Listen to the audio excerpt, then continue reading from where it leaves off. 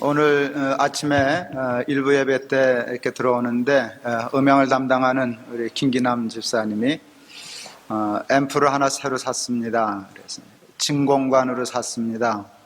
요즘 목사님 목소리가 너무 좀 딱딱해져서 좀 부드럽게 소리를 잡으려고 진공관으로 샀습니다. 그래서 내가 요즘 좀 싸나워졌나 이렇게 스스로 반성했습니다.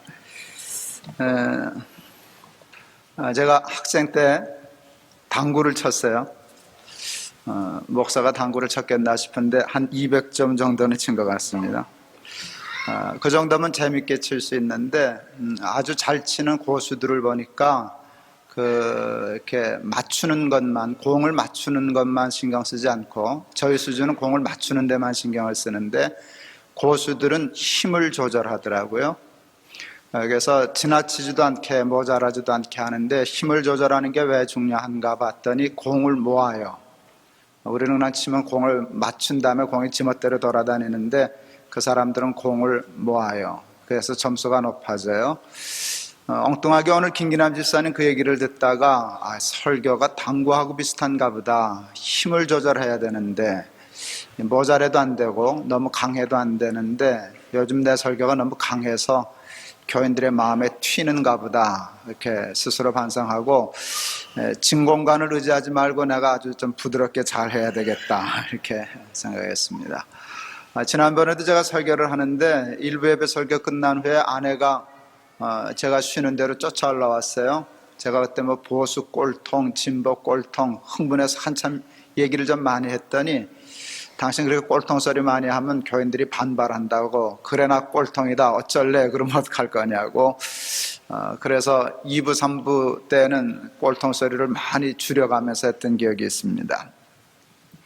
말은 부드럽게 할 자신이 있는데 오늘 설교의 내용도 부드러운 얘기는 아닙니다.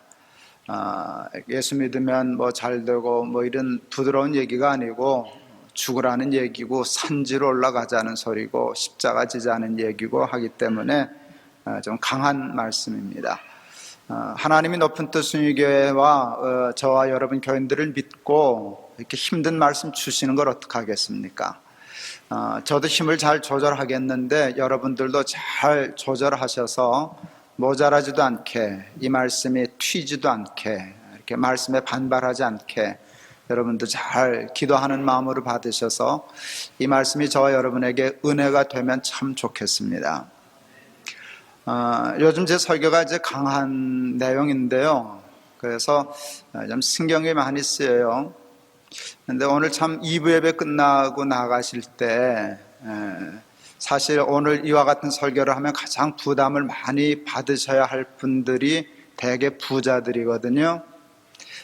제가 뭐 부자 눈치 보고 목회를 하거나 설교를 할 건 아니지만 꽤 부자이신 분인데 목사님 오늘 은혜를 참 많이 받았습니다. 그래서 오늘은 내가 고수였는가 보다, 힘 조절을 잘했는가 보다 이렇게 생각하고 얼마나 감사했는지 모릅니다. 여러분 힘들어도 부담스러워도 하나님의 말씀은 다 은혜입니다. 축복 아닌 것이 없습니다. 감당하실 수 있는 저와 여러분 되시기를 바랍니다. 고등학교 3학년 말 국어 선생님이 갑자기 저희들에게 물으셨습니다. 너희들 소원이 뭐냐? 개구쟁이 친구 하나가 대답했습니다. 예, 아침 먹고 자고 점심 먹고 자고 저녁 먹고 자는 겁니다. 그래서 선생님이 웃으시면서 이렇게 말씀하셨습니다. 예, 이놈아 소원대로 돼봐라. 쥐약 생각날 거다 그러셨어요. 제가 대학 시험에 떨어졌습니다. 전 그래서 우리 아이들이 뭐 공부를 좀 잘하는 놈도 있고 덜 하는 놈도 있고 그러는데 별로 신경 안 씁니다. 뭐 나도 이만큼 사는데 뭐 꼭 공부를 다 잘해야만 살 게 뭐 있냐 하는 그 여유는 있습니다. 제가 대학에 실패했습니다. 집에 들어와 이불 뒤집어 쓰고 그냥 마냥 잤습니다. 한 4월 정도 잔 것 같습니다. 아침 먹고 자고 점심 먹고 자고 저녁 먹고 자고 그랬습니다. 시간을 보내는 일이 그렇게 고통스럽고 힘든지를 그때 알았습니다. 지금은 그런 광고가 안 나던데 그때는 신문에 2줄짜리 광고가 있었습니다. 무슨 구인, 구직가 하는 광고였는데 그 2줄짜리 광고까지 다 읽어도 신문에 글자라고 생긴 건 다 읽었는데도 시간이 남았습니다. 나중에는 밤에도 잠이 오지 않았습니다. 그때 정말 국어 선생님 말씀처럼 쥐약이 생각났습니다. 정말 죽고 싶을 만큼 힘든 때였습니다. 뭐 한 게 없어요. 아침 먹고 자고 점심 먹고 자고 저녁 먹고 잔 건데 고3 때 그게 소원이었는데 그 소원을 성취하고 보니 그게 그렇게 고통스러운 것이었습니다. 세상에 제일 힘들고 고통스러운 일이 있다고 하면 그것은 할 일 없이 시간을 보내는 일입니다. 그래서 사람들은 아마 은퇴를 무서워하는 것 같습니다. 은퇴를 하면 수입이 없어진다는 것도 참 고통스럽지만 은퇴를 하면 할 일이 없다. 이게 참 고통스러운 일인 것 같습니다. 어느 은퇴하신 목사님이 저한테 그러셨어요. 은퇴식을 하고 그 다음날 아침 일어나니까 갈 데가 없어. 그러셔요. 그때 제가 속으로 그랬어요. 아유, 그걸 지금 하시면 어떻게 하시나. 그건 벌써 알으셨어야 되는 일인데 은퇴한 다음날 갈 데 없다는 걸 미리 알고 준비를 하셨어야지 그날 일어나가지고 갈 데가 없네. 그래 놓으면 참 걱정이겠다 싶었습니다. 여러분, 수입이 없어지는 것도 문제이지만 할 일이 없다는 것은 참 죽을 만큼 고통스러운 것입니다. 서양에 이런 속담이 있습니다. 우유를 마시는 사람보다 우유를 배달하는 사람이 더 건강하다. 우유를 마시는 사람은 팔자 좋은 사람입니다. 별건 아니지만 우유를 배달하는 사람은 그보다 팔자가 좀 못한 사람입니다. 그래서 사람들은 할 수 있는 대로 우유 마시는 팔자를 살고 싶지 우유 배달하는 팔자는 타고 싶어 하지 않습니다. 근데 여러분, 우유를 마시는 목적이 뭡니까? 건강입니다. 근데 하나님은 참 유머러스 하셔요. 건강은 우유를 마시는 사람보다 배달하는 사람이 더 좋습니다. 편히 사는 것이 나쁜 일은 아닙니다. 잘못된 일도 아닙니다. 근데 편히 사는 것이 우리가 생각하는 것처럼 그렇게 좋은 것만은 아닙니다. 무조건 편히 사는 것만 추구하다 보면 우리들은 몸도 약해집니다. 마음도 약해집니다. 정신도 약해집니다. 여러분, 믿음도 약해집니다. 그리고 그 삶 자체가 참 고통스럽습니다. 그래서 여러분 아셔요? 하나님은 사랑한다고 우리를 사랑하는 자녀라고 무조건 편하게 온실 속에서만 살게 하시지 않으셔요. 우리는 편한 걸 요구하지만 편하면 약해지고 편하기만 하면 고통스럽다는 걸 하나님이 아시기 때문에 때로는 훈련시키시고 연단시키시고 그렇게 하시는 것입니다. 저는 윤동주 시인의 십자가라는 시를 참 좋아합니다. 쫓아오던 햇빛인데 교회당 꼭대기 십자가에 걸렸습니다. 첨탑이 저렇게 높은데 어떻게 올라갈 수 있었을까요? 종소리도 들려오지 않는데 휘파람이나 불며 서성거리다가 괴로웠던 사나이 행복했던 예수 그리스도에게처럼 나에게도 십자가가 허락된다면 모가지를 들이우고 꽃처럼 피어나는 피를 어두워가는 하늘 밑에 조용히 흘리겠습니다 하는 시입니다. 윤동주 시인은 제가 알기에 십자가를 가장 잘 이해한 사람 같아 보입니다. 물론 신학적인 이해는 아닙니다. 조직신학적으로 잘 이해했다. 그거는 거리가 멉니다. 그런데 세상에 십자가를 행복으로 푼 사람은 윤동주밖에 없습니다. 말도 안 되는 소리입니다. 세상에 부러워할 것이 따로 있지, 행복이 따로 있지, 어떻게 십자가가 행복이고 그것을 부러워한단 말입니까? 근데 깊이 생각해 보면 윤동주 시인이 맞습니다. 죽을 만큼 사랑하는 사람이 있을 때 행복하고 죽을 만큼 사랑하는 일이 있을 때 행복한데 십자가에 자기 한 목숨 바쳐도 좋을 만한 일이 있었던 예수님은 얼마나 행복한 사람인가 제대로 이해했다 생각합니다. 사람들은 편히 살기 위하여 돈을 벌고 성공합니다. 돈 버는 이유가 뭐예요? 편히 살기 위하여, 편히 잘 살기 위하여. 우리는 편히 사는 것을 잘 사는 것이라고 하는 고정관념이 있습니다.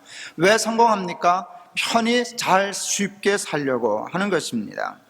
그렇게 부자가 되고 그렇게 성공한 사람이 되어 막상 편히 살다 보면 이게 아침 먹고 자고 점심 먹고 자고 저녁 먹고 자는 꼴이 나고 맙니다. 약해지고요, 건강해지지도 않고요, 그 성공과 부여함이 가져다주는 편안이 생각처럼 우리를 행복하게 하지도 않습니다. 기업 경영을 연구하는 사람들의 이야기 중에 성공 속에 패망인자가 있다는 말이 있습니다. 성공 속에 패망인자가 있답니다. 그래서 성공하다가 성공에 이렇게 휩쓸리다 보면 자기도 모르고 패망한다는 것입니다.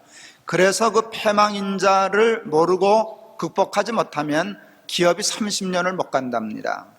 안 돼서 망하는 게 아니라 잘 되다가 망한답니다. 성공 속에 패망인자가 있다. 제가 그것을 잘 설명할 실력도 없고 잘 설명할 시간도 없습니다. 저는 그 이야기가 일리가 있다는 생각을 합니다. 그리고 그 원칙은 교회에도 그대로 적용되는 것이구나 하는 생각을 요즘 합니다.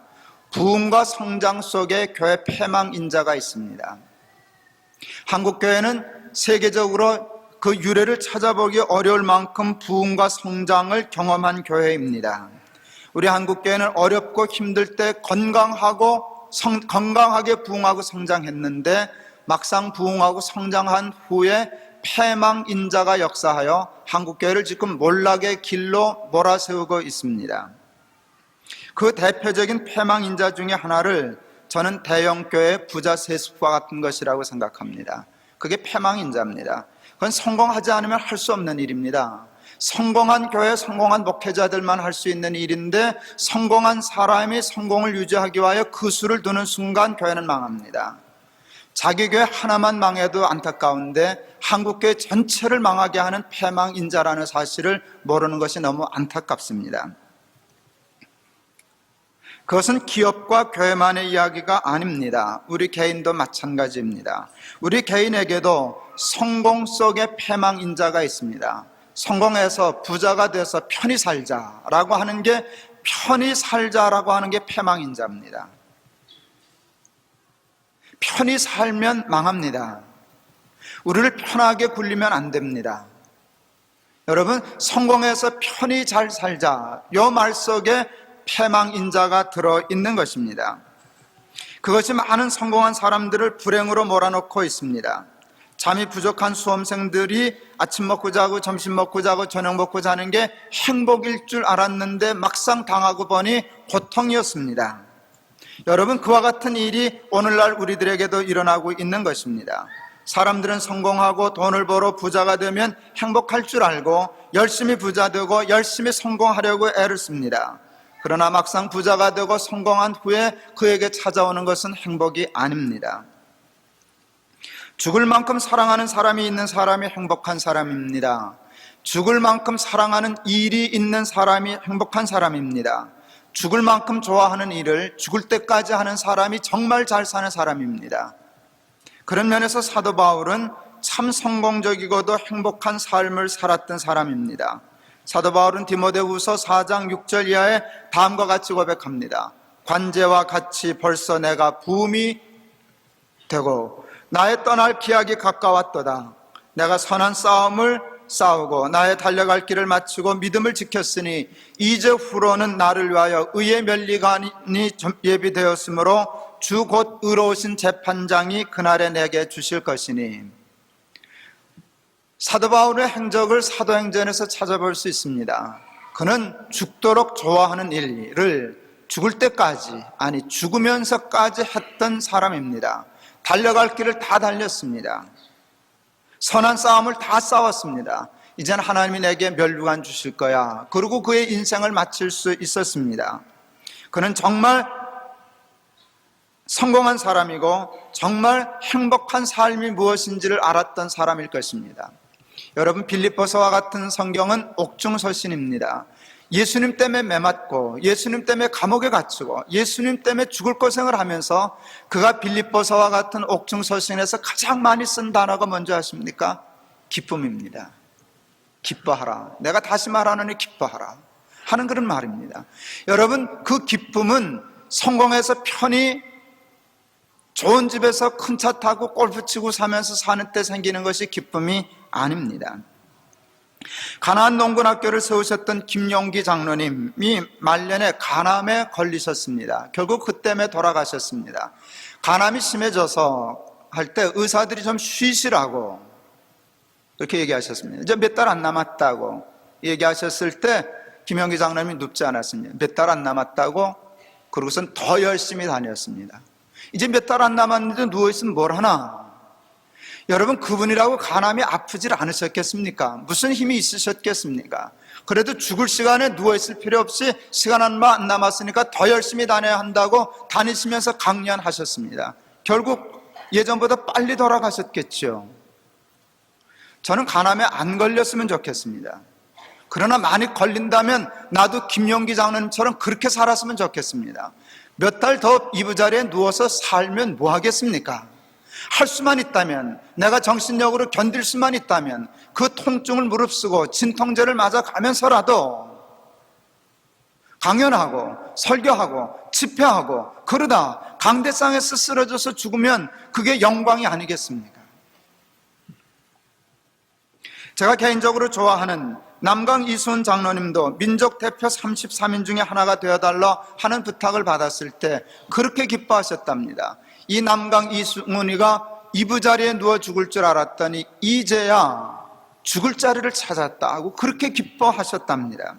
오늘 본문의 갈렙도 마찬가지입니다. 그는 자리에 욕심이 있었던 사람이 아니라 일에 욕심이 있었던 사람입니다. 그 일도 살 일이 아니라 죽을 일이었습니다. 쉬운 일이 아니라 어려운 일이었습니다. 평지에서 싸우는 것도 어려울 나이인데 그는 산지를 달라고 산지에 나가서 싸우겠다는 요청을 오늘 하고 있는 것입니다. 갈렙은 여호수아와 함께 모세의 훌륭한 제자 중에 하나였습니다. 여호수아 갈렙밖에 없었습니다. 두 사람이 쌍벽을 이루는 모세의 후계자 중에 하나였습니다. 그런데 갈렙은 탈락하고 여호수아가 후계자가 되었습니다. 보통 사람 같았으면 시험에 들었을 것입니다. 여호수아에게 가장 힘든 사람이 되었을는지도 모릅니다. 평생 여호수아를 시기하며 비방하며 여호수아에게 가시 같은 삶을 살았을는지도 모릅니다. 그러나 갈렙은 전혀 그렇지 않았습니다. 갈렙은 여호수아의 충실한 부하의 역할을 잘 감당했던 것으로 보여집니다. 여호수아 못지않게 갈렙이 참 훌륭했습니다. 오늘 좀 딴 얘기입니다만은 오늘은 우리 교회가 장로 선거를 하는 날입니다. 저는 오늘 이 설교를 준비하면서 하나님께 기도했습니다. 갈렙 같은 사람이 장로 되면 참 좋겠다. 자리 때문에, 명예 때문에, 자기 때문에 장로를 욕심내지 않고 일 때문에, 하나님의 교회 때문에 순수한 마음으로 욕심내고, 만일 되지 않아도 여호수아 시기하지 않고 여호수아처럼 장로된 사람을 잘 섬기는 갈렙 같은 사람이 장로되고 교인되면 참 좋겠다 하는 생각을 했습니다. 갈렙의 관심과 욕심은 자리가 아니라 일이었습니다. 젊은 사람도 용기를 내기가 쉽지 않은 산지를 정복하는 일이었습니다. 그때 갈렙의 나이가 85세였다고 성경은 기록하고 있습니다. 85세 된 노인이 여호수아에게 이 산지를 내게 주소서라고 말씀하는 장면은 참으로 감동적입니다. 전율을 느낄 만큼 근사한 말이 아닐 수 없습니다. 지금 러시아에 선교사로 나가 계시는 윤영애 권사님이 60이 넘어 러시아 선교사를 지원했습니다. 러시아 선교사로 나가면서 스스로 지은 이름이 윤갈렙입니다. 그래서 저에게 편지나 메일을 보내실 때는 윤갈렙이라는 이름을 잘 쓰십니다. 여러분, 윤 권사님이 왜 러시아 선교사를 지원하셨는지 아십니까? 왜 그 이름을 스스로 갈렙이라고 지으셨는지 아십니까? 제가 동안교회에 있을 때 수요일 저녁마다 여호수아 강해를 했습니다. 여호수아 14장을 읽으면서 갈렙의 얘기를 했을 때 오늘 85세 나이에 이 산지를 내게 주소서, 이거 강의할 때 구 권사님이 은혜 받으셨습니다. 그때 자기도 그렇게 살겠다 결심했고 그것을 높은 뜻 숭의교회에 와서 실천하고 계시는 것입니다. 여러분, 듣기 좋아서 노버니 골스교회입니다. 한 번 다녀오신 분은 압니다. 저는 한 3번 갔다 온 것 같습니다. 며칠 다녀오는 것은 좋습니다. 한 일주일 정도 고생하는 것은 좋습니다. 근데 제가 다녀보면서 생각해요. 야, 여기서 1년을 산다는 것은, 3년을 산다는 것은 죽는 것과 같은 것이구나 싶습니다. 생활 환경도 말도 못하게 어렵고요. 상상이 안 갈 만큼 어렵고요. 사람들의 배타적이고 공격적이고 이해 못할 행동을 다 받아줘야 하는 것, 얼마나 고통스러운 일인지 모릅니다. 가끔 비자 때문에 한국에 나왔을 때 보면 나올 때마다 늙습니다. 여러분들 느끼실 거예요. 윤 권사님 보면 나올 때마다 늙어요. 그러지 않으셨어요. 아마 여기 계셨으면 더 건강하게 그렇게 사셨을는지 몰라요. 몸 상해가면서 60 넘은 나이에 그렇게 산다는 것 참 쉽지 않은 일이지만 아마 후회하지 않을 겁니다. 절대로 후회하지 않을 것입니다. 그게 잘 사는 일임에 틀림이 없기 때문입니다. 일에는 크게 두 종류의 일이 있는 것 같습니다. 그냥 쉽게 이야기하자면 살기 위하여 하는 일과 죽기 위하여 하는 일입니다. 여러분, 둘 다 중요합니다. 어느 하나만 하면 안 됩니다. 여러분, 살기 위하여 하는 일을 우습게 여기면 안 됩니다. 먹고 사는 문제를 우습게 여기고 픽픽거리는 일은 건방진 일입니다. 여러분, 살기 위하여, 먹기 위하여 일하는 것은 건강한 일이고 훌륭한 일이고 아름다운 일입니다. 이 일을 잘 해야 죽기 위한 일도 잘 감당할 수 있습니다. 근데 제가 말씀드리려고 하는 것은 평생을 살기 위하여서만, 자기만 위해서만, 돈을 벌기 위해서만 일하는 것은 별로 지혜로운 일이 아니고 행복한 일도 아니라는 사실입니다. 은퇴 후에도 일이 있어야 합니다. 물론 사람들 중에는 은퇴 없이 죽을 때까지 돈만 버는 사람도 있습니다. 그러나 그것은 별로 바람직한 일이고 추천할 만한 일이 못 됩니다. 은퇴 후의 일은 어떤 면에서보다 은퇴 전의 일보다 더 가치 있고 훌륭한 일이어야 하는데, 그것은 살기 위하여 하는 일이 아니라 죽기 위하여 하는 일이어야 합니다. 벌기 위하여 하는 일이 아니라 쓰기 위한 일이어야 합니다. 그리고 여러분, 많은 사람들이 은퇴 전에 열심히 돈을 벌고 모으고 저축하고 부자가 되는 가장 큰 이유를 은퇴 후에 쓰기 위하여 이렇게 정하면 인생의 설계는 정말 근사할 것입니다. 그와 같은 삶을 사는 사람들이 그다지 많지는 않지만 그와 같은 삶을 사는 사람들이 덜어 있습니다. 그와 같은 삶을 사는 사람들이 공통적으로 느끼는 것이 있습니다. 그것은 돈을 열심히 벌 때보다 훨씬 비교할 수 없으리만큼 행복하다는 것입니다. 돈 많이 벌어서 편히 사는 것과는 비교도 할 수 없는 것입니다. 좋고 편안한 집에서 크고 좋은 차를 타면서 이것저것을 여행하며 골프 치면서 남은 여생을 보내는 것이 보통 일반적인 사람들의 꿈입니다. 그러나 여러분, 정말 행복한 삶을 원하신다면 절대로 그런 꿈은 꾸지 마시기를 바랍니다. 만일 이미 여러분들 중에 그 꿈 같은 삶을 이미 살고 계시는 분이 계시다면 오늘 이 말씀을 들으시고 당장 그 꿈을 스스로 깨시기 바랍니다. 그 꿈을 깨지 못하는 한 여러분, 행복이라는 말, 잘 산다는 말, 근사하다는 말과는 전혀 상관없는 삶을 살다가 하나님 앞에 부끄럽게 가게 되실 것입니다. 갈렙이 도전하였던 산지는 오늘 우리들에게 구체적으로 어떤 의미일까 하는 생각했습니다. 이 산지를 내게 주소서, 얼마나 추상적인 말입니까? 오늘 우리가 갈렙의 말을 듣고 근사해, 나도 그렇게 살면 좋겠어, 그러면 해석해야 됩니다. 그 산지가 오늘은 나에게 무엇일까? 사람마다 다를 수 있습니다. 그 산지란 무엇일까? 저는 성공에 안주하지 말라는 말씀으로 오늘 해석했습니다. 평생 수고하여 얻은 성공이나 부를 그냥 편히 골프나 치면서 낭비하지 말라는 말씀으로 그냥 해석했습니다. 평생 수고하여 얻은 부와 성공을 보다 가치 있는 일에 잘 쓰다가 하나님 앞에 가는 이 일이 산지를 내게 주소서 하는 말씀이 아닐까 해석해 보았습니다.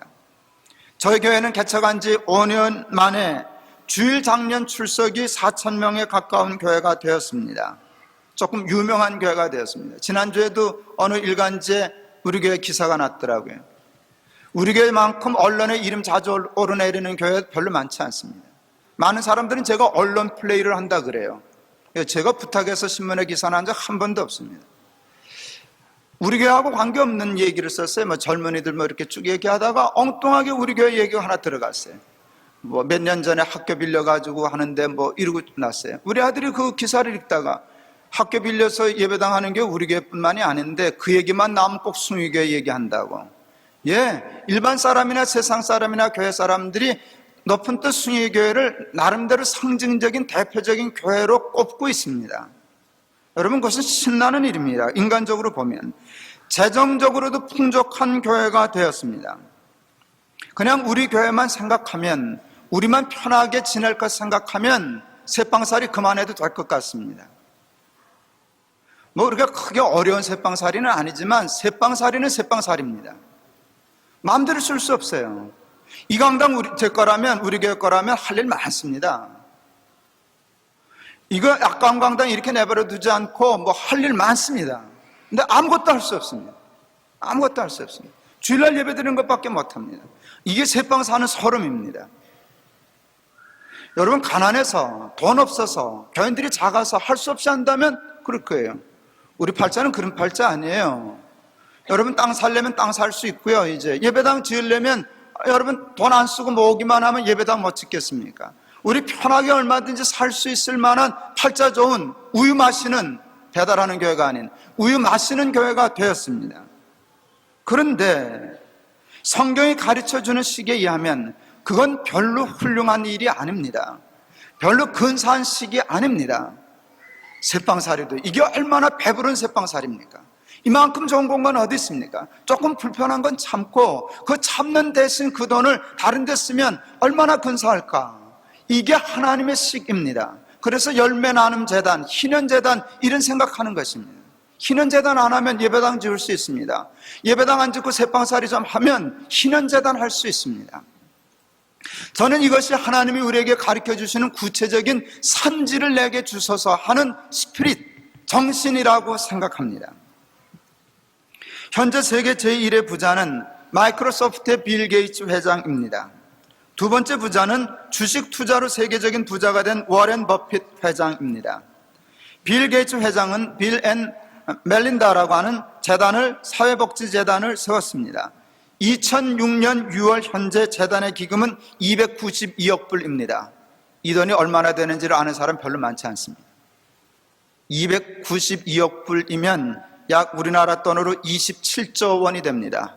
그래도 모릅니다. 단위가 우리하고 상관없는 단위이기 때문에 뭐 27조, 뭐 27억 정도라면 감회와 닿지만 27조 하면 이건 국가적인 경제 단위지 개인의 경제 단위는 아닙니다.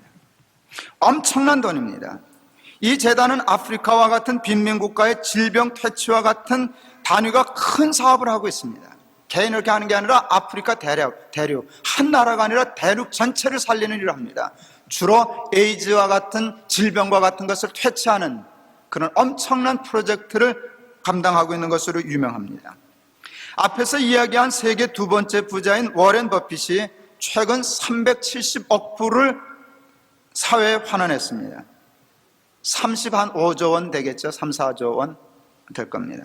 자기 총 재산이 440억 불인데 그 중에 370억 불을 기부했습니다. 계산해 보니까 84%를 사원에 내버렸습니다. 기증했습니다. 자기는 지금 16%만 남겨놓고 있습니다. 놀라운 일은 자기도 워렌 버핏 재단이 있는데 자기 재단에는 70억 불만 기증하고 300억 불은 빌 게이츠 회단에, 빌 앤 멜린다 재단에 기증했습니다. 난 370억 불을 뗐다는 것도 훌륭한데 그 돈을 저라면 제 이름으로 된, 우리 교회 이름으로 된 재단에 주겠습니다. 그걸 왜 남 주겠습니까? 이왕이면. 그런데 그분 생각에 자기 재단보다는 빌 게이츠 재단이 하는 일이 훨씬 더 사회적으로 유익한 일이라고 판단해서 300억 불, 27조 원, 그 정도 되는 돈을 거기다 갖다 줬습니다. 상상이 안 가도록 놀랍고 훌륭한 사람들입니다. 가히 가진 자들의 혁명이라고 부를만 합니다. 여러분, 혁명은 이제껏 가지지 못한 자들에 의해서만 일어났습니다. 가지지 못한 자들의 혁명은 언제나 파괴적입니다. 자기도 못 살고 남도 못 살게 해서 그 혁명은 성공하는 법이 없습니다. 그런데 가진 자들의 혁명은 근사합니다. 가진 자들의 혁명은 사회를 파탄내는 법이 없는데 문제는 가진 자는 혁명을 싫어한다는 것입니다. 근데 빌 게이츠, 마이크로소프트의 빌 게이츠, 워렌 버핏은 가진 자였는데 혁명적인 사람입니다. 그들은 혁명가입니다. 그들의 혁명은 얼마나 세상을 아름답게 하고 희망 있게 하는지 모릅니다. 이렇게 얘기를 했더니 이렇게 얘기하는 사람이 있어요. 줘봐가지고 싶더라고요. 그래도 70억 불이나 있는데 440억 불 중에 370억 불을 냈으니까 아직도 자기 재산이 70억 불 아니냐. 그렇게 하면 거의 뭐 70억 불이면 그게 또 몇 조 원 되지 않아요? 그렇게 하면 줘봐가지고 싶어요. 어떻게 생각이 저럴까? 그러면 워렌 버핏이 440억을 탁 털고 그냥 털털 비고 버스 타고 다녀야 직성이 풀리겠는가? 사람이 꼬부라지면 그렇게 돼야 직성이 풀려요. 여러분, 그러면 안 됩니다. 70억 불을 가지고 있으면 자가용 비행기 타고 제왕처럼 살 수 있습니다. 워렌 버핏이 그렇게 산다고 해도 그에게 가서 절해야 됩니다. 존경해야 됩니다. 그런 부자는 존경할 줄 알아야 됩니다. 빌 게이츠가 이렇게 얘기했어요. 빌 게이츠는 그보다 더 부자인데요, 더 엄청난 얘기를 했어요. 자기는 자식들에게 1인당 1,000만 불 이상씩은 주지 않겠다. 여러분, 그 말을 실천한다면 빌 게이츠는 자기 재산의 거의 100%, 99점 몇 퍼센트를 사회에 기부하고 1%, 그분에게 몇 천만 불은 1%도 안 되는 돈일 겁니다. 계산해 봐야 알겠지만. 그런데도 어느 사람이 이거 1,000만 불이면 100억 원인데, 골치 아픈 사람들이에요. 그러면 안 돼요. 마음이 그렇게 삐뚤어지면 안 돼요. 얼마 전 신문을 보니 아시아 최고의 부자는 싱가포르 사람입니다. 리카싱이라고 그럽니다. 세계로 얘기하면 10번째 부자입니다. 아시아의 제일 부자는 세계 10번째 부자입니다. 그는 182억 불을 가지고 있답니다. 목사가 뭐 그런 걸 이렇게 잘하나. 열매 나눔 재단 하려고 공부를 많이 하고 있는 중입니다. 182억 불의 부자인데 최근에 3분의 1인 62억 불을 자기 리카싱 재단에 통해서 사회 환원했습니다. 신문기자들이 62억 불이면 5조 원이 넘습니다. 5조 몇천억 원 단위입니다. 국가적인 단위의 돈입니다. 빌 게이츠나 워렌 버핏의 영향을 받아서 그렇게 하셨느냐 그랬더니 그냥 동문서답했습니다. 리카싱 재단이 자기 셋째 아들이라고, 셋째 아들에게 상속했다고. 맞기를 알아들으시는지요? 리카싱 회장은 아들이 둘밖에 없습니다. 자녀가 둘밖에 없습니다. 근데 자기가 세운 재단을 셋째 아들이라고 얘기했습니다. 그래서 셋째 아들에게 상속한 것뿐이라고. 기도합니다. 우리나라 재벌들 중에도 빨리 이런 사람들이 나올 수 있으면 좋겠다. 이런 얘기 자꾸 해야 됩니다. 그리고 그분들에게 칭찬해야 됩니다. 존경을 보내야 됩니다. 그러면 점점 그런 사람들이 많아집니다. 그러면 세상이 좋아집니다. 세상이 좋아집니다. 근데 여러분, 너무 엄청난 얘기를 하니까, 뭐 몇 조 단위 얘기를 하니까 나하고는 관계없다. 돈은 상관없습니다. 돈은 상관없습니다. 돈 없으면 몸으로 때우면 됩니다. 여러분, 꼭 나만을 위해서 살지 않고 남을 위해서 살겠다, 남은 인생 놀지 않고 산지를 정복하겠다, 이 마음을 갖는다면 그게 몇 조 원이면 어떻고 몇 원이면 어떻습니까? 아무 상관없습니다. 그는 똑같이 잘 사는 일일 것이라고 생각합니다. 말씀을 마치려고 합니다. 성공 속에 패망인자가 있습니다. 그것은 성공하여 편히 살자는 일반적인 생각 속에 담겨져 있습니다. 높은 뜻 순위교회는 그것을 거부하려고 합니다. 우리 교회가 이만큼 크고 이만큼 부유한 교회가 되었으니 우리도 좋은 시설하고 편히 잘 먹고 잘 살자 하는 생각은 버리려고 합니다. 저 개인도 버리려고 합니다. 여러분들도 힘들지만 버리실 수 있기를 바랍니다. 그것은 산지를 정복하는 것처럼 힘든 일입니다. 그러나 근사한 일입니다. 우리는 높은 뜻 교회 아닙니까? 하나님의 높은 뜻에 도전하려고 모인 교인들이 아닙니까? 85세 나이에 그는 성공적인 삶을 살았던 사람입니다. 그냥 칭찬받고 존경받고 대접받으면서 살 수 있는 충분한 지위와 모든 것을 가진 사람인데 다시 도전합니다. 이 산지를 내게 주소서. 그때나 지금이나 여전히 나는 강합니다. 이랬던 갈렙의 마음을 본받아 살아가는 우리 사랑하는 저와 여러분 다 되실 수 있기를 바랍니다.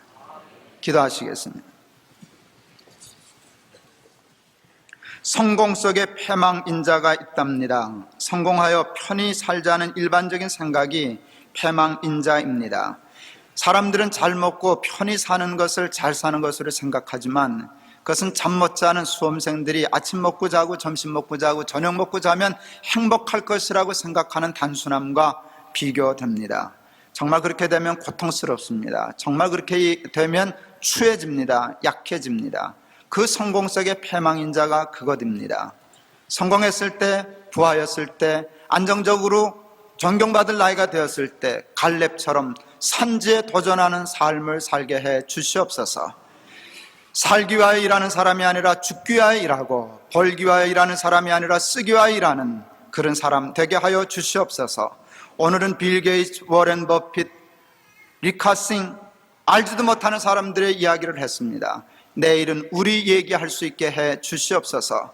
우리의 이름으로 설교할 수 있게 해주시고 하나님께 우리의 이름을, 우리의 삶을 올려드릴 수 있게 주님 도와 주시옵소서. 우리 높은 뜻 숭의교회가 그 같은 교회 중에 하나가 되게 해 주시옵소서. 예수 그리스도 이름을 받들어 기도하옵나이다. 아멘.